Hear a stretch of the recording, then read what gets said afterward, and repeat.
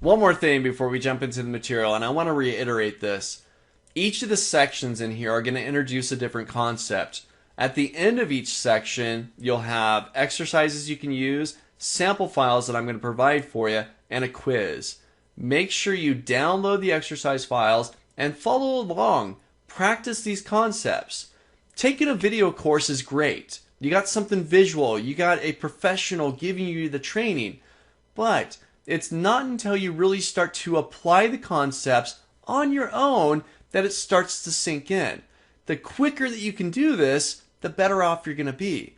Otherwise, a few weeks later has gone by and you haven't done anything, you're going to forget the material.